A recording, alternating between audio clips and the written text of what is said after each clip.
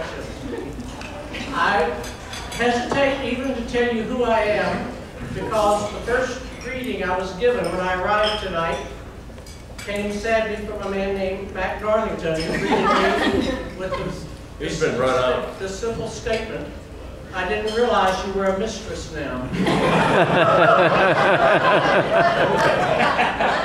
I told the people in charge once, I told them 1,000 times, call me Ms. of Ceremonies. Now you know why. So that's how my evening began. I am Colleen Grissom. I am a resident of Cordillera Ranch, where I have lived since the last part of 1999. So I am one of the pioneers. My students at Trinity University, where I teach, say that I came to Trinity in a covered wagon. And when you see her up close, you'll understand why the wagon was covered. So it seems I am also a pioneer at Cordillera. I do still teach at Trinity as a full-time professor of English, in spite of obviously my advanced age. But since you know of the intellectual acumen we're dealing with in the person, the roastee, think it appropriate that a woman with a doctor of philosophy, an expert in grammar and vocabulary, won't be as superb as our Tracy, but I will try. There are many aspects of our honoree's character, manner, personality, and downright, for want of a better word, sleaziness that we will honor or below tonight. Well said. But since I am the presiding personage, I will begin with a few observations about my initial contacts with Tracy. I have served as vice president at Trinity University and resided in one of the university's own. Shut up.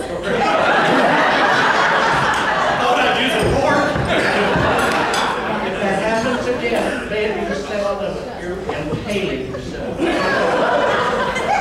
I have lived in one of the university's mansions on Oakmont Court, adjacent to the campus, for about 20 years. So as I prepared to retire from the administration and continue, though, teaching as a lowly professor, what I wanted was a tiny cottage on a tiny lot really close to the Trinity campus. But one beautiful day in 1998, after feasting on the fine Burlesque cuisine at the Dairy Queen, I happened to scan one of those real estate magazines, and a friend and I saw they were having tours at a place, a new development out on Highway 46. Naturally, we couldn't when we got here. You know how secure those gates are. We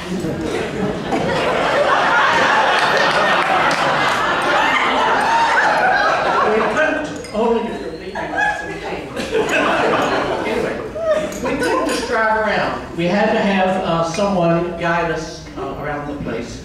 So here comes Tracy Harris, smoothly, appealing, persuasively, using his downright sneaky sales skills. He pretended to heed my comment about wanting a really tiny lot.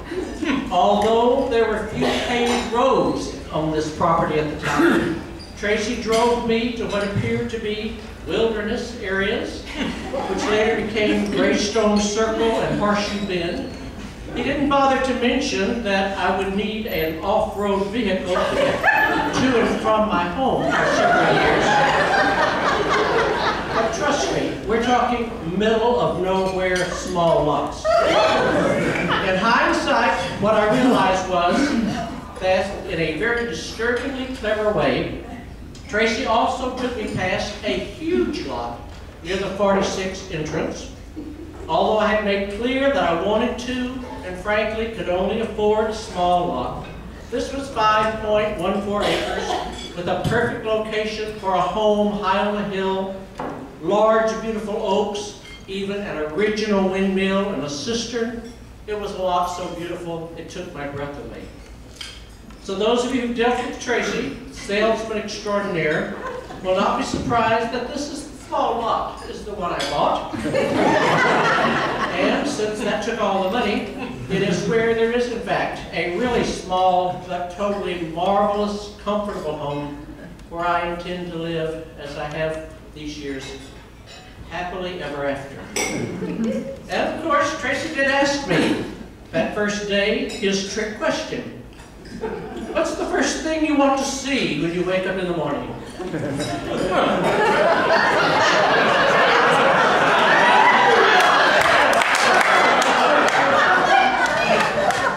Known that tonight I would be mistaken for a mistress, I replied that at my age, and I was a mere whippersnapper in 1999, that first of all, I wanted to be sure that I was, in fact, awakening. And then I wanted to see my poodles and my cat healthy and happy. Tracy clarified what he meant. Did I want to see a view, or did I want to see trees?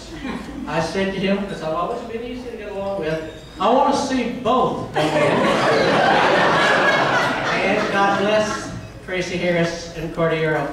That's just what I got at 202 Park Ridge. I have several more carefully selected personal encounters with Tracy, and I will intersperse my slander along the way. But first, let me begin by introducing the first of our official roasters. Using the term coach very loosely, we can say that Tracy was this man's golf coach in high school. But, as this former student puts it, he became Tracy's mentor, whether Tracy liked it or not. There is something very telling about their friendship, I believe, in the assertion that the two of them, and this makes me a little nervous as I have it in the microphone, but it is alleged that the two of them have fired off more of something referred to as F-bombs through their years than have been fired in most wars. So,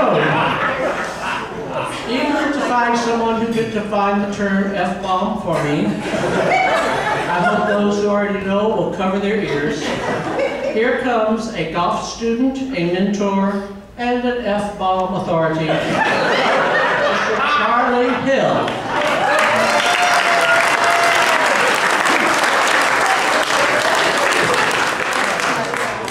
Wow, I'm not sure how to top that, but Tracy, I really don't know where to begin. To say they broke the mold with Harris is like saying Harris likes gambling and drinking. Both are major understatements. Some of you may know Tracy and I go way back to the high school golf days where he attempted to act as a high school golf coach. And by coach, I mean the guy that drove the team van to Dallas, dropped us off in the parking lot of the golf tournament, bolted to Shreveport with our high school per diem money, gambled at the casinos, came back, and we went to dinner, usually at Pancho's Mexican buffet, and paid for his dinner. All the other kids and all the other teams were going to dinners that their high schools were paying for. We were covering our coach's dinner because he was spending at the casinos.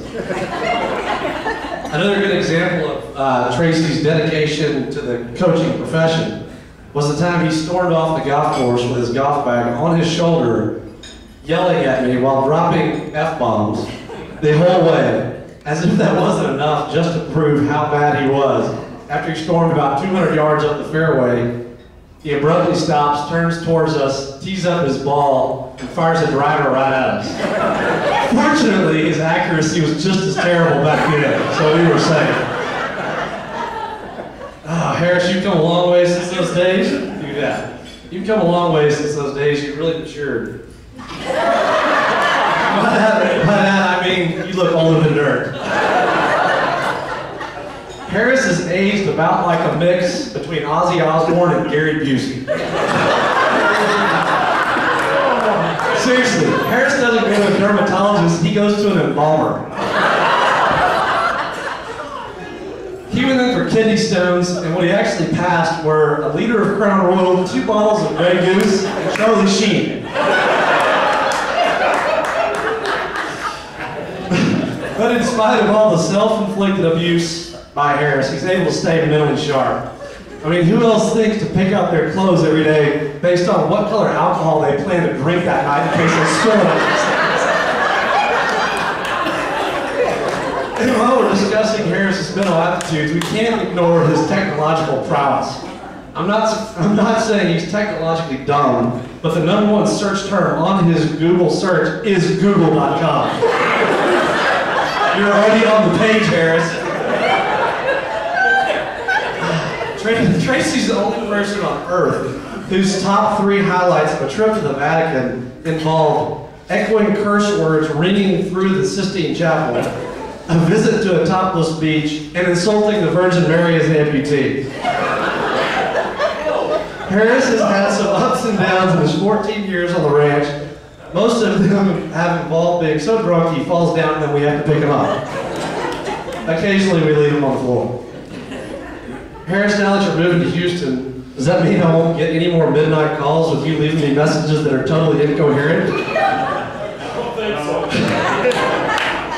And did you realize that upon hearing the news that you were moving to Houston, Sheriff Duncan laid off 3 deputies?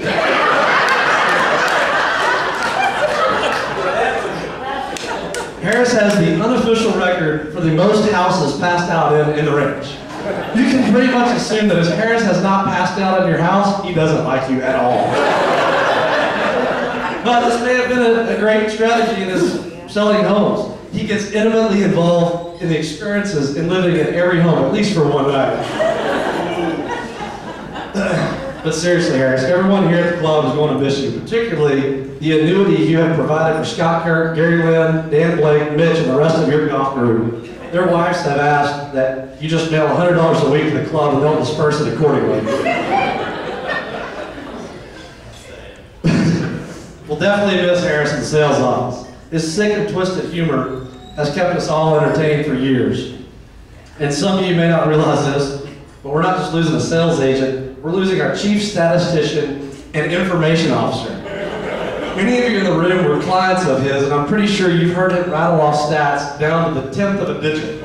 This philosophy has always been rounded numbers sound inaccurate, and the more precise you can be with a number, the more credible it sounds. I'll quote, "There are 37.3 miles of the roads out here," or "the average lot buyer waits 2.3 years to build on his lot." "We recently did a deer count and there are 874.9 deer on the ranch."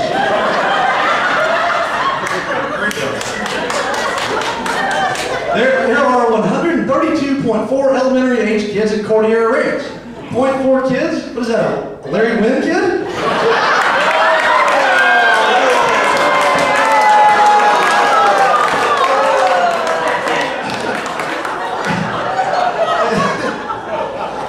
And as far as information scoop on happenings at the ranch, he'll give it to you, never mind the fact that 75.6% of it is inaccurate or grossly exaggerated. You can usually sniff out when you're about to get bombed by a Harris story. It starts out with, quote, "Somebody told me the other day, ... fill in the blank." When you hear those 7 words, you know you gotta get your boots on. He's never let the truth get in the way of a good story. That's what makes him so damn entertaining. And Alan, where are you, Sharon? You're the one I'm really concerned about. You've had this clown renting your guest house for me for a couple of years now. I've seen the antics he's capable of pulling, and you're sending him to Houston with your money? That little heat stroke you had did some damage. I mean, you're talking about the guy who drank your pool in the Guadalupe River. This is the guy that we dropped off at your driveway with the gate closed, tried to go around it, tumbled down about 15 feet down the hill, tore up his leg, and his excuse? "I didn't know it was so steep there. You've been there a year and a half." And also, Harris, Alan, do you know how close Lake Charles is to Houston? You're sure. All joking aside, Harris has had a tremendously great impact on Cordillera Ranch for a long time. About 200 plus of the current property owners were his clients.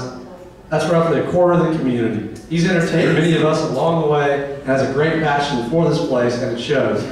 For a guy whose definition of relationship commitment is staying an extra night at the hotel near the Cheetah Strip Club in Atlanta, having you around here so long is quite impressive. Here's to you, Harris. You're one of a kind.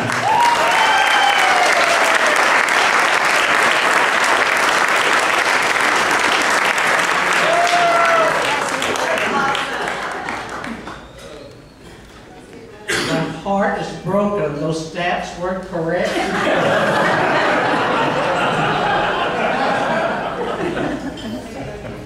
I took the liberty of asking several neighbors to share with me, so I could share with you, some of their memories of their initial encounters with our honoree.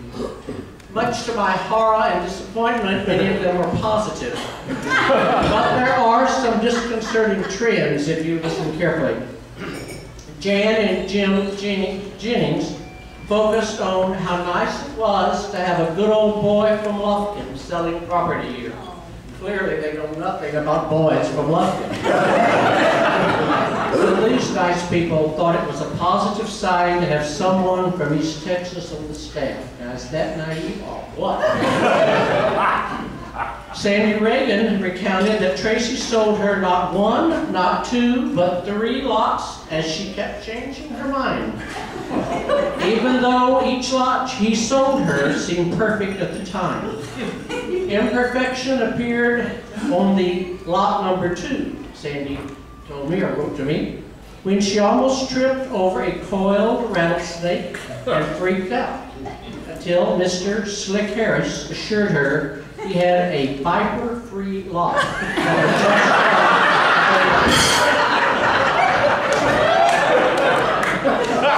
Sandy Reagan not only believed that, she also accepted his promise that she would be able to see the twin sisters from this 3rd lot. Well, as it turned out, that's true if you're a damn monkey. She did pay Israel Pena to construct a home with a 2nd floor she couldn't afford. On a clear day, she wrote me, she can, with great patience and a lot of twisting and straining, see those silly little damn twin sisters. Then Sandy had to ruin that story by adding, Tracy is the most authentic, most caring, most trustworthy realtor I have ever known. Not one day, however she drinks. Not